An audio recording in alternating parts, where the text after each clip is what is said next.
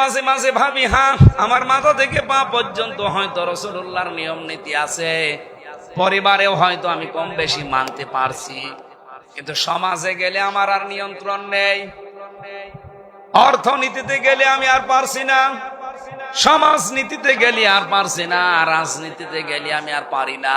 অথচ আমি ভরসা করে বসে আছি, আল্লাহ যখন বানিয়েছে, কালেমা যখন পড়েছি, জান্নাতে একদিন যাবই।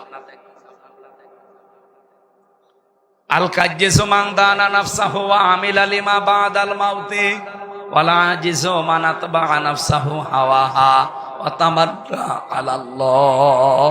রাহু তিরমিজি। হযরতে আনাস থেকে বর্ণিত, বিশ্বনবী জানিয়েছেন, ওই লোকটাই তো বুদ্ধিমান যে আখিরাতের জন্য কাজ করে আর ভরসা করে আল্লাহর প্রতি। নির্বোধ বোকা ওই লোকটা যার আখিরাতের কোনো চিন্তা ভাবনা নেই, কাজ নেই, আন্দাজে ভরসা করে আছে আল্লাহর উপরে। এ দেশে নেই এরকম মানুষ। আর খালি বিশ্বাসী যে কালেমা যখন পড়েছি জান্নাতে একদিন যাবই। কে বলেছে আপনাকে? যে হাদিসটা শুনে আমরা অনেকে আশায় বুক বেঁধে আছি যে মান ক্বালা লা ইলাহা ইল্লাল্লাহ ফাদাখালাল জান্নাহ। কোনদিন হাদিসের ব্যাখ্যাটা দেখেছেন? নবীজি কি বলতে চাই? আল্লাহর নবী বলেন, যে ব্যক্তি লা ইলাহা ইল্লাল্লাহ বলবে সে জান্নাতে চলবে। না চলে গেছে?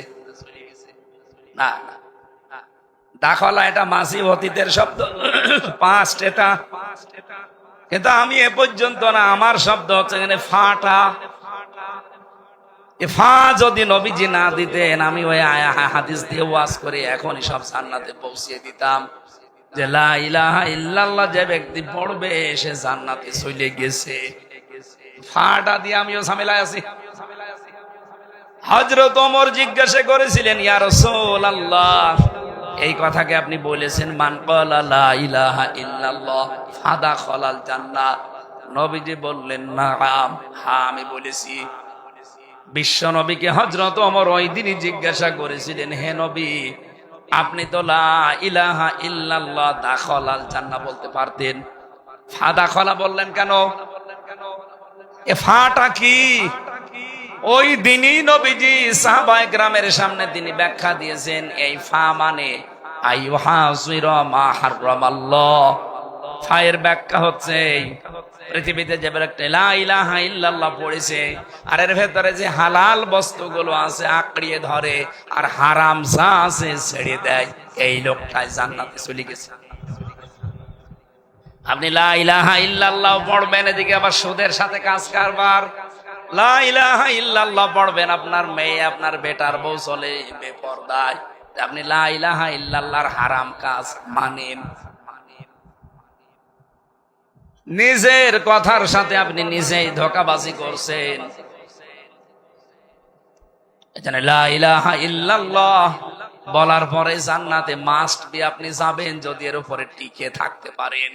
আর আমার মনে হয় সেই টিকে থাকার পরিবেশ অনেকে আমরা চেষ্টা করলেও পারি না, কারণ বাংলাদেশে সে পরিবেশ নেই। এক কথা বলেন না কেন?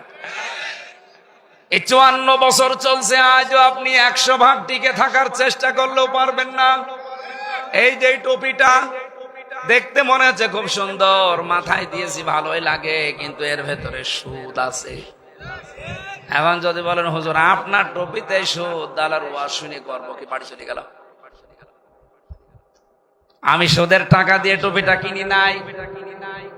এই টুপিটা যে ফ্যাক্টরিতে তৈরি হয়েছে, ওই ফ্যাক্টরির মালিক ব্যাংকের কাছ থেকে লোন নিয়েছে, আর ব্যাংক তো লোন এমনি এমনি দিয়ে দেয়।